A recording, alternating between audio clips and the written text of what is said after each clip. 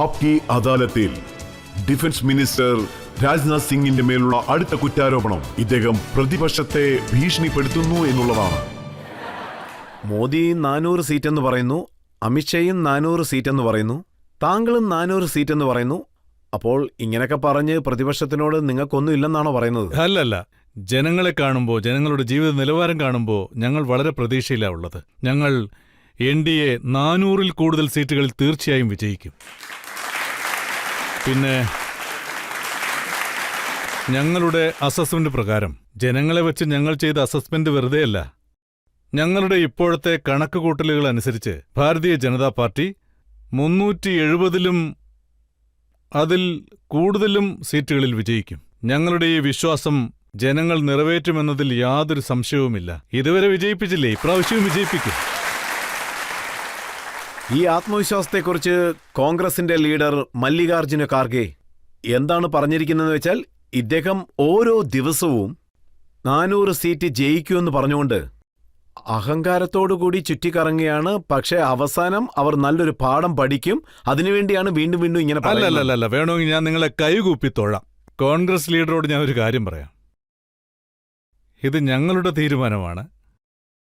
പിന്നെ ജനങ്ങളുടെ സ്നേഹവും അവരുടെ വിശ്വാസവും കാണുമ്പോൾ ഞങ്ങളുടെ NDA തീർച്ചയായും 400 സീറ്റിൽ വിജയിക്കും. ഇത് ഭവ്യതയോടെ പറയുകയാണ്, അല്ലാതെ അഹങ്കാരത്തോടെയല്ല. നിങ്ങൾ രാജ്യം മുഴുവനും ചുറ്റിക്കറങ്ങുന്നുണ്ട്. അതുകൊണ്ട് ഇത്രയും സീറ്റ് നിങ്ങൾക്ക് എങ്ങനെ ലഭിക്കുമെന്നറിയാൻ ജനങ്ങൾ വളരെ താല്പര്യത്തോടെ ഇരിക്കുകയാണ്. കഴിഞ്ഞ പ്രാവശ്യം 62 സീറ്റേ ഉള്ളായിരുന്നു. ഈ പ്രാവശ്യം അതിൽ കൂടുതൽ കിട്ടുമെന്ന് എങ്ങനെ? 78-ൽ ജയിക്കും.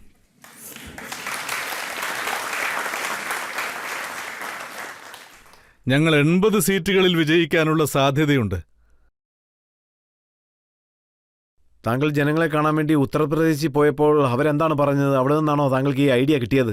എല്ലാവരും മോദി മോദി മോദി മോദി എന്ന് മാത്രമാണ് പറയുന്നത്.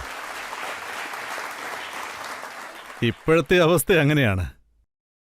ഇതാ നോക്കൂ, ആന്ധ്രാപ്രദേശ് പോലുള്ള ഒരു സംസ്ഥാനത്ത് BJPക്ക് ഒരു സീറ്റ് പോലും ഇല്ല. പക്ഷെ അവിടെയും ജനങ്ങൾ മോദി മോദി എന്നാണ് പറയുന്നത്. അല്ല, ഞാൻ ആന്ധ്രാപ്രദേശിൽ പോയിരുന്നു. വിശാഖപട്ടണത്തിൽ ഒരു ഇന്റലക്ച്വൽ മീറ്റിംഗിൽ പങ്കെടുത്തിരുന്നു. ഏകദേശം 1000 ഇന്റലക്ച്വൽ അവിടെ ഉണ്ടായിരുന്നു. ആ പബ്ലിക് മീറ്റിംഗ് ഞാൻ അഡ്രസ് ചെയ്തിരുന്നു. ആ മീറ്റിംഗ് കണ്ടിട്ട് അവിടെയും സപ്പോർട്ടുണ്ടെന്നാണ് ഞങ്ങളുടെ വിശ്വാസം. എന്തായാലും വലിയ ഭൂരിപക്ഷത്തോടെ ഞങ്ങൾ വിജയിക്കും. അവിടെ TDP ആയിട്ട് ഞങ്ങൾ അലയൻസും ഉണ്ട്. ഞങ്ങളുടെ ടാർഗറ്റ് എല്ലാ സീറ്റിലും ഞങ്ങളുടെ അലയൻസ് ജയിക്കണമെന്നാണ്. TDPയും ഞങ്ങളും ചേർന്ന് ശ്രമിക്കുന്നുണ്ട്. എത്ര സീറ്റിൽ വിജയിക്കുമെന്നുള്ളത് നമുക്ക് കാത്തിരുന്ന് കാണാം.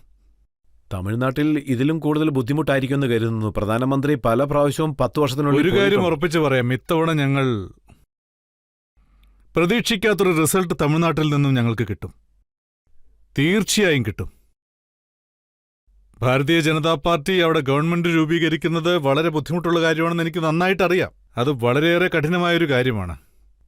പക്ഷേ ഇത്തവണ അവിടെ DMK ഒഴിച്ചുള്ള മറ്റു പൊളിറ്റിക്കൽ പാർട്ടീസുമായി, അവിടെയുള്ള മറ്റ് രാഷ്ട്രീയ പാർട്ടികളുമായി ഞങ്ങൾ അലയൻസ് ഉണ്ടാക്കുന്നുണ്ട്. അതുപോലെ ജനങ്ങൾക്കിടയിൽ നമ്മുടെ ഗവൺമെന്റിനുമേൽ, നമ്മുടെ മോദിജിയുടെ മേൽ അവിടെയുള്ള ജനങ്ങൾക്കൊരു വിശ്വാസമുണ്ടായിട്ടുണ്ട്.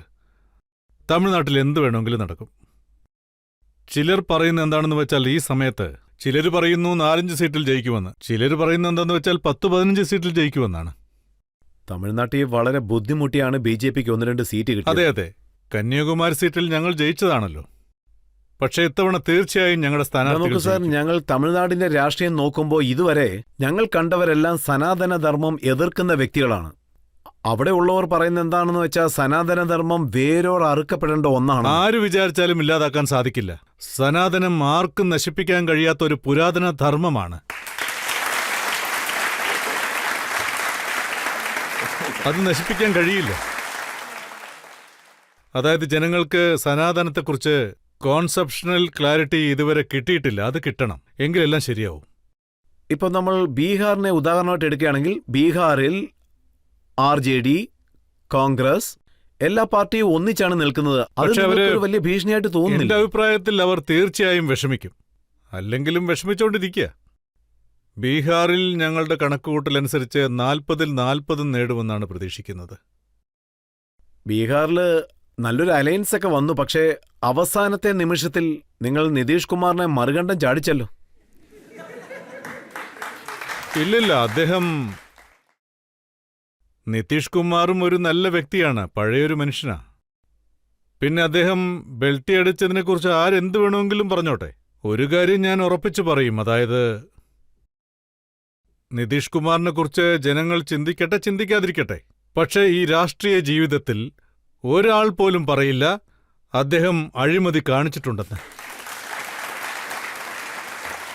അങ്ങനെയുള്ള ഒരാൾ ഇങ്ങോട്ട് വരുമ്പോൾ ഞങ്ങൾ അദ്ദേഹത്തെ സ്വീകരിക്കും. ഇവിടെ നോക്കൂ സർ, രാഹുൽ ഗാന്ധിയുടെ ന്യായ് യാത്ര ഏത് സംസ്ഥാനത്തേക്ക് പോകുന്നോ അവിടെയുള്ള കോൺഗ്രസിന്റെ പ്രധാനപ്പെട്ട നേതാക്കന്മാരെല്ലാം BJP-യിലേക്ക് പോവുകയാ. അതൊക്കെ അതിശയമാണ്, അതിശയം. ശരിക്കും വെസ്റ്റ് ബംഗാളില് മമതാ ബാനർജി ഇന്ത്യ അലയൻസിനുള്ള സപ്പോർട്ട് അതെ, ഉപേക്ഷിച്ചിരിക്കുക. ബീഹാറിൽ വിട്ടുകളഞ്ഞു. പോയതിനു ശേഷം നിതീഷ് കുമാറും അല്ലെങ്കിൽ ഉപേക്ഷിച്ചു. ഭാരത് ജോഡോ യാത്ര പോലെ എങ്ങോട്ടെങ്കിലും പോവാൻ പറയേ.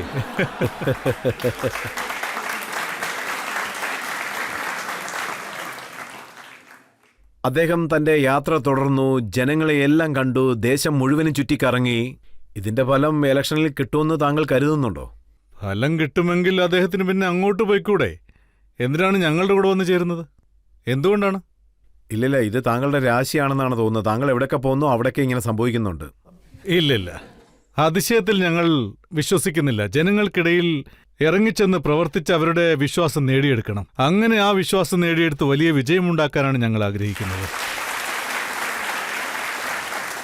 ഓഡിയൻസിൽ ആർക്കെങ്കിലും ചോദ്യം ചോദിക്കണം? ഈ തിരഞ്ഞെടുപ്പിൽ BJP-ക്ക് രാമക്ഷേത്രത്തിന്റെ ഫലം കിട്ടുമെന്ന് തോന്നുന്നുണ്ടോ, അല്ലെങ്കിൽ ഇതിന്റെ ഇമ്പാക്ട് കുറഞ്ഞെന്ന് തോന്നുന്നുണ്ടോ? എനിക്ക് പറയാനുള്ളത്, രാമക്ഷേത്രത്തിന്റെ കാര്യം ഒരിക്കലും രാഷ്ട്രീയവൽക്കരിക്കരുതെന്നാണ്. ഇതൊരു സംസ്കാരത്തിന്റെ പ്രശ്നമാണ്, ഒരു സ്പിരിച്വലായിട്ടുള്ള കാര്യം.